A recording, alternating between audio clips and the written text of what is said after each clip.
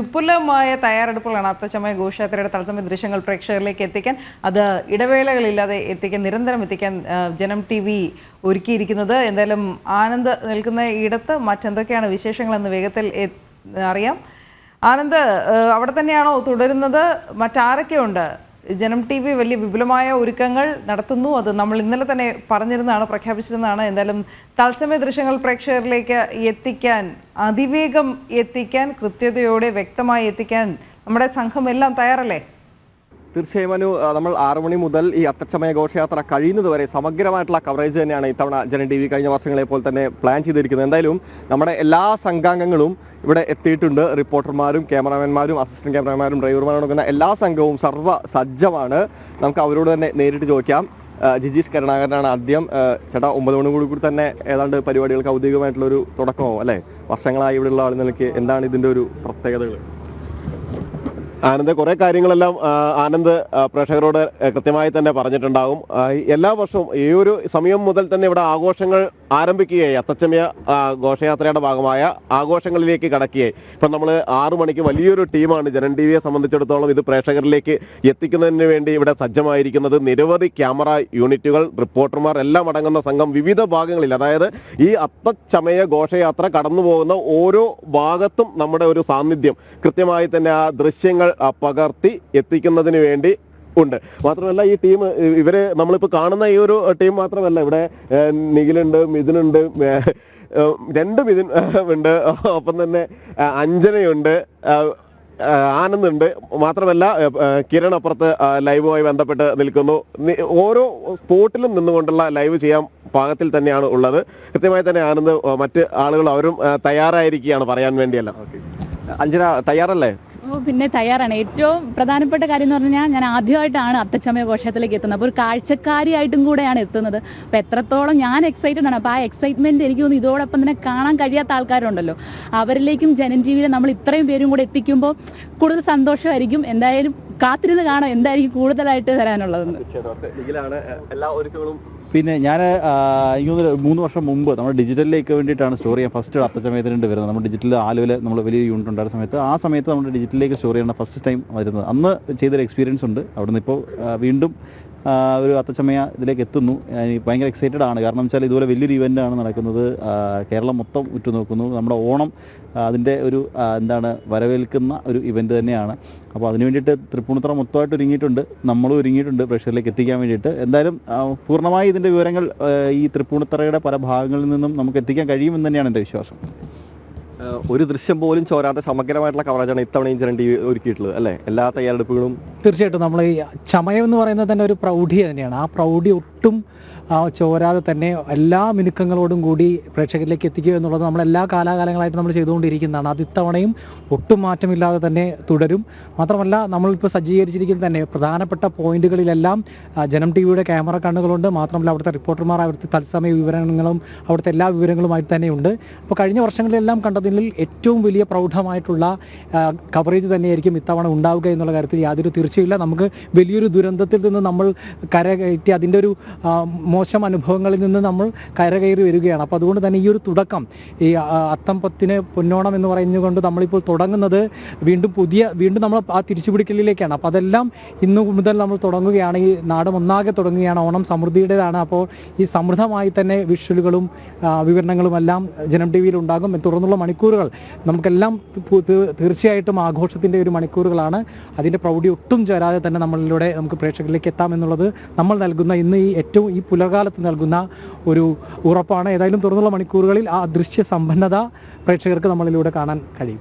അടുത്ത് മിഥുൻ മുരളിയാണ്. അതായത് ഈ വയനാട് ദുരന്തത്തിൻ്റെ പശ്ചാത്തലത്തിൽ ഇത്തരത്തിലൊരു ആഘോഷം ഒഴിവാക്കണം എന്നുള്ള ഒരു ആവശ്യം പൊതുവെ ഉയർന്നിരുന്നു. പക്ഷേ ആളുകളുടെയും പ്രത്യേകിച്ച് സർക്കാരിൻ്റെ എല്ലാം ഒരു ഇടപെടൽ കൂടി തന്നെയാണ് തീർച്ചയായിട്ടും അത് നടക്കുന്നത് പോലെ തന്നെ നടക്കട്ടെ എന്നുള്ളൊരു തീരുമാനത്തിലേക്ക് എത്തിയത് അല്ലേ? അതിൻ്റെ ഒരു സന്തോഷം, ഒരു ദുരന്തത്തിൻ്റെ ഒരു പശ്ചാത്തലമുണ്ടെങ്കിലും പക്ഷേ നമ്മളെല്ലാവരും കൂടി ആ ഒരു സന്തോഷം ഒരുമിച്ച് കൊണ്ടാടുന്നു അല്ലേ?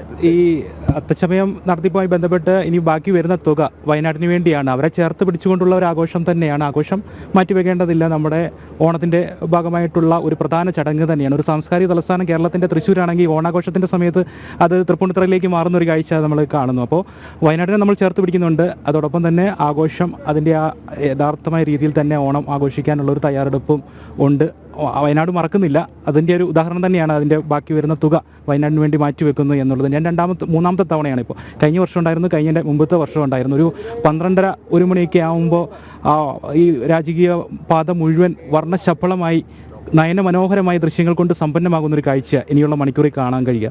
അതിൻ്റെ ഒരു ആകാംക്ഷ തന്നെയാണ് എനിക്കും. ഞാനും ആഘോഷപ്രേമിയാണ്. ഇതുവരെയുള്ള ചെണ്ടപ്പുറത്ത് കോലുവെക്കുക എന്ന് പറയുന്ന സ്ഥലങ്ങളിലെല്ലാം പോകാൻ ഇഷ്ടപ്പെടുന്ന ഒരാളാണ്. അതുകൊണ്ട് തന്നെ ഇനിയുള്ള മണിക്കൂറുകൾക്ക് വേണ്ടിയുള്ള കാത്തിരിപ്പ് തന്നെയാണ് എനിക്കും. ജനം ടിവിയുടെ പ്രേക്ഷകരോടൊപ്പം തന്നെ ആഘോഷിക്കാനുള്ള തയ്യാറെടുപ്പിൽ തന്നെയാണ് ഞാനും. തീർച്ചയായിട്ടും അനു, എല്ലാവരും പറഞ്ഞ പോലെ തന്നെ എല്ലാവരും തയ്യാറാണ്. നമ്മുടെ ക്യാമറാമാനടങ്ങുന്ന എല്ലാ സംഘവും, അതായത് ഡ്രൈവർമാരടങ്ങുന്ന നമ്മുടെ മുഴുവൻ സംഘവും ഓരോ നിമിഷങ്ങളും ഇതിൽ വർണ്ണാഭമായ ഓരോ നിമിഷങ്ങളും ഒപ്പിയെടുക്കാൻ തയ്യാറായിക്കൊണ്ട് തന്നെയാണ് നിൽക്കുന്നത്. തീർച്ചയായും ഇന്നലെ വരെ കോഴിക്കോട് നിന്ന് ആനന്ദാണ് ഇന്ന് അവിടേക്ക് എത്തിയിരിക്കുന്നത്, തൃപ്പൂണിത്തുറയിലേക്ക്. അതുപോലെ തിരുവനന്തപുരത്ത് ഈ ജനം ടി വി ഡെസ്കിന്റെ ഭാഗമായ അഞ്ജനയെയും നിഖിലിനെയും കൂടെ നിങ്ങൾ എടുത്തിരിക്കുകയാണ്. കൃത്യമായി ഈ കാഴ്ചകളും ദൃശ്യങ്ങളും വിവരങ്ങളും ഒക്കെ പ്രേക്ഷകരിലേക്ക് എത്തിച്ചതിന് ശേഷം അതത് സ്ഥലങ്ങളിലേക്ക് തന്നെ മടങ്ങില്ലേ ആനന്ദ്?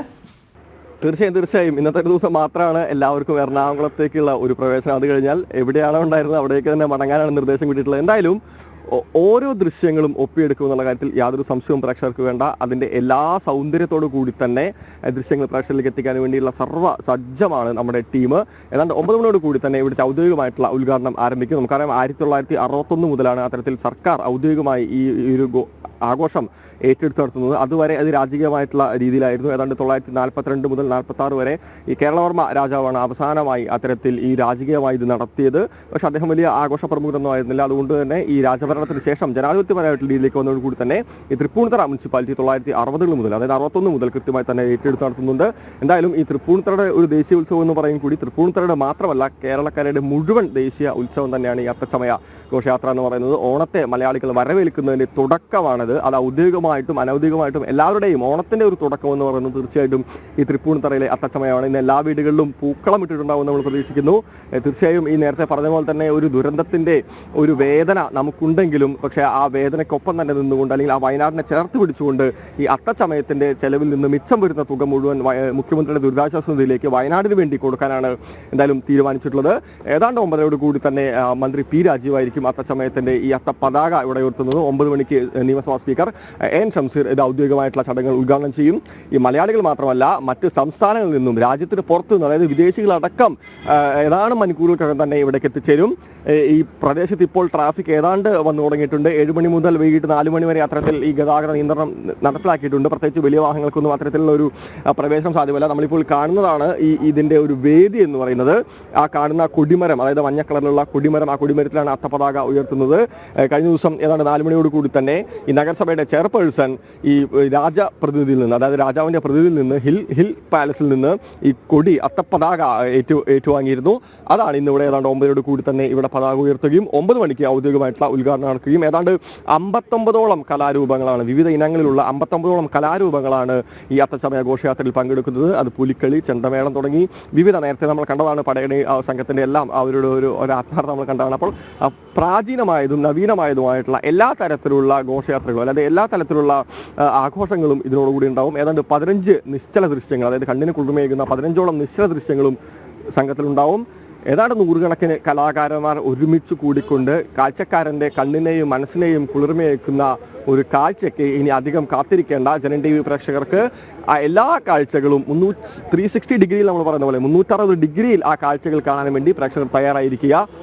ഒരു കാഴ്ച പോലും നഷ്ടപ്പെടാതെ ജനങ്ങളിലേക്ക് തീർച്ചയായിട്ടും ജനം ടി വി ഈ അത്തച്ചമയ ഘോഷയാത്ര എത്തിച്ചിരിക്കും.